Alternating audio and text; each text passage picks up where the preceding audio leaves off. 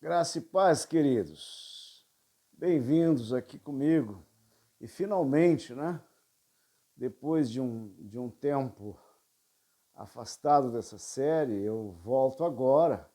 Evidentemente, preciso concluir essa série de quem é o anticristo. Esse é o capítulo final dessa história, desse caminhar pelas escrituras que nós estamos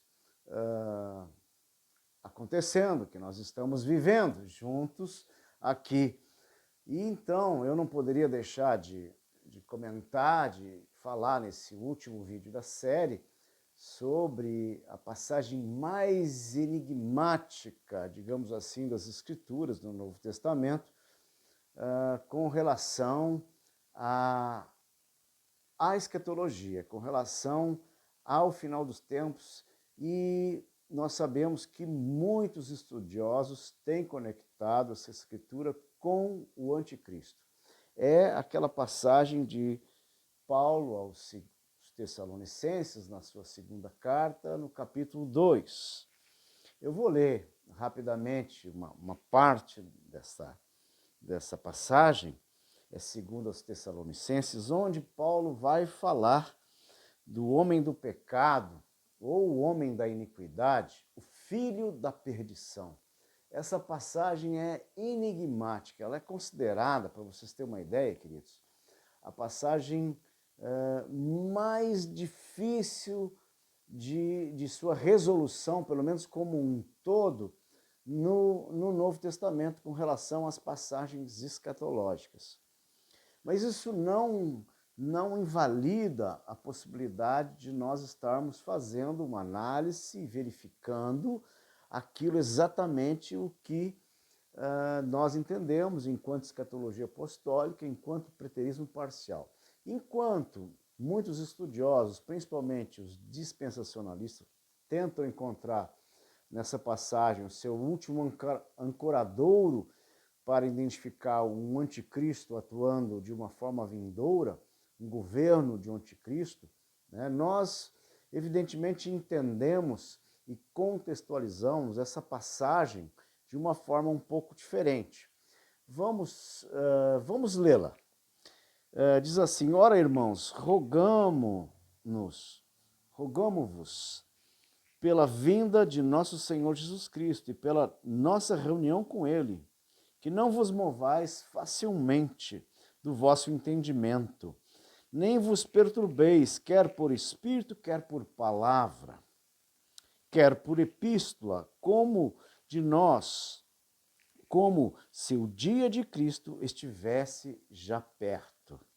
Ninguém de maneira alguma vos engane, porque não será assim sem antes que venha a apostasia e se manifeste o homem do pecado, o filho da perdição, o qual se opõe e se levanta contra tudo que se chama Deus ou se adora, de sorte que se assentará como Deus no templo de Deus, querendo parecer Deus. Assim, como Cristo se referiu, lá em Mateus 24, Paulo aqui também se refere que ele se assentará como Deus no templo de Deus. Então, a primeira observação que eu quero deixar para os queridos, para a gente pensar desta forma, que o templo ainda estava de pé, porque, vejam só, Paulo escreveu essa carta aos Tessalonicenses por volta dos 52 a 53, o ano 52 a 53 da nossa era. Então, nós sabemos que o templo foi destruído no ano 70. Nós sabemos que a guerra judaica iniciou em meados de 68, 69. Nós sabemos que Nero reinou até o ano 68. Então, são datas históricas importantes. Então, assim, tanto Jesus como o apóstolo Paulo ligam o homem do pecado, o homem da iniquidade, com o templo em Jerusalém e localizando, portanto, em torno dessa época. Mas eu vou mais adiante. Realmente, esse texto, muitos vão argumentar, mas isso aqui aponta para um líder político, né? Poderoso e mau. Realmente, o contexto do capítulo 2 parece apontar, sim, para um líder político poderoso e mau. Veja bem, porque é uma linguagem profética que Paulo usa aqui também, e ela está estruturada de novo no Antigo Testamento, que são textos similares, por exemplo, a Isaías 14, verso 14 a 21, que é uma condenação contra o rei da Babilônia. Da mesma forma, há uma condenação contra o rei de Tiro em Ezequiel 28, notadamente no versículo 2 e no versículo 3. Ezequiel 28, 2 e 3 é o mesmo tipo de linguagem. E também um decreto de juízo sobre Antíoco Epifânio, né, em Daniel 11, 36, né, aquele terrível, né, governador sírio em 75 a.C., né, no período interbíblico. Aquele que profanou o templo, né, fazendo sacrifício de porcos no templo, e, enfim, isso no período interbíblico aconteceu, está em Macabeus e está registrado também na história. Então, esse texto, segundo a Tessalonicenses, queridos, ele é comumente usado para dizer que haverá um anticristo futuro que irá governar o mundo. Em primeiro lugar, o termo anticristo não aparece nesse texto, né? Só aparece 4 vezes nas Escrituras, como nós já vimos abundantemente, né? Até o vídeo número 5, né? Nas cartas de João, 1 João e 2 João, né?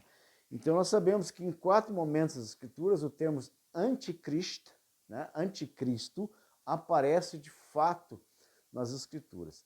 Então, esse homem do pecado, ou homem na iniquidade, ele não é bem identificado, nós não temos certeza, mas há alguns detalhes que é interessante nós verificarmos o texto.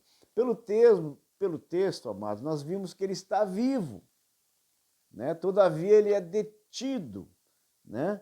No tempo que Paulo escreveu, no ano 53. Por que ele está vivo e é detido? Porque a Escritura diz, e agora vós sabeis o que o detém, no versículo 6, né? Para que ao seu próprio tempo seja manifestado. Então, Paulo está falando aos Tessalonicenses que estão preocupados com o dia da vinda, que é o juízo sobre Jerusalém, e não o futuro vindouro dali 2000 anos. Estão preocupados sim com o juízo de Deus sobre Jerusalém, né? Porque quanto ao dia do juízo, Paulo já tinha explicado isso na sua primeira carta, quando ele consola os Tessalonicenses acerca dos que dormem, acerca ele conta, ele explana sobre a ressurreição, que nós nos encontraríamos com o Senhor nos ares, né? A questão do arrebatamento que haverá no dia do juízo. Então, Paulo eles não estavam aqui preocupados com isso, eles estavam preocupados que se aproximava o dia. O dia do quê? O dia de julgamento, o dia que Jesus profetizou em Mateus 23 e Mateus 24. Então, o que acontece aqui, queridos? Olha o que está acontecendo. Observe como esse personagem ele está vivo, porque o texto é muito claro, tem os marcadores de tempo. E agora vós sabeis o que o detém, né? Então, para que a seu próprio tempo seja manifesto. Então, ele existia, alguém estava o detendo. Porque já o ministério da injustiça ou da iniquidade, dependendo da tradução, um pouquinho diferente, opera somente a agora, nesse momento dos Tessalonicenses, o retém, até que do meio seja tirado. Isso está nos versículos 6 e 7. Né? Observe então, essa palavra agora, né, é usada 2 vezes, ao passo que a palavra já indica que o mistério, né, da injustiça, né, que na verdade é o ministério da injustiça, né, o mais certa seria a tradução, estava em andamento quando Paulo escrevia sua carta aos Tessalonicenses. E agora foi o tempo presente, né, para os Tessalonicenses no primeiro século. Então não há como encaixar isso num futuro vindouro. Bom, quem seria então esse personagem, esse homem da iniquidade ou o nome do pecado? Muitos autores, né, estudiosos e mestres, né, têm dado algumas orientações diferentes, mas de vários que nós temos estudado, que mais se adequa a essa descrição seria o imperador Nero. E eu vou explicar por quê. Né? Essa pessoa, nesse primeiro século, se encaixa com isso de forma tremenda? Sim, Nero se encaixa de forma tremenda. Por quê? O seu padrasto, Cláudius, né, que estava reinando nesse tempo, 53, 52, quando o apóstolo Paulo escreve aos Tessalonicenses. Mas logo depois ele foi afastado, como diz o texto, nada menos, nada mais que foi assassinado, né, pela sua própria mulher, Agripina, madrasta de Nero, que todavia fazia todo o esforço para que Nero subisse ao poder, fazia toda a maquinação, todo esse ministério da iniquidade para que o Nero, né, fosse então ascenso ao poder. Então ela assassinou o seu próprio marido para que Nero então subisse, né, galgasse o trono, né, romano. Então isso de fato aconteceu, então foi tirado, né? Então isso corrobora com o texto. Então essa descrição histórica nos corrobora com o texto e bota Nero como um provável personagem, né, dessa questão do homem da iniquidade. E de fato ele morreu em 68, né, quando então, depois, bem no meio da guerra judaica, né? E embora o texto diga, ele continua dizendo que então será revelado o iníquo, a quem o Senhor desfará pelo assopro da sua boca e aniquilará pelo esplendor da sua vinda, né? Essa ideia de Deus, né, matar perversos com o sopro da sua boca, né, é uma linguagem metafórica, na verdade muito usada, inclusive no Antigo Testamento, que designa uma ação de Deus sobre perversos, sobre homens maus, sobre governos maus, sobre governantes maus. Então não precisa ser algo literal, né? Então isso nós podemos ver em Isaías 30, do 27 ao 33, sobre o rei da Síria. Podemos ver em Isaías 11, 4, podemos ver em Jó 4, 9, né? Então, queridos, uma descrição sucinta, nós não podemos Tem vários outros, né? João de Viscalha é um outro homem, na época, é um zelote, um revoltoso também, que nesse período pode ser considerado, alguns estudiosos dão conta desse homem, também seria um cumprimento realizado, né?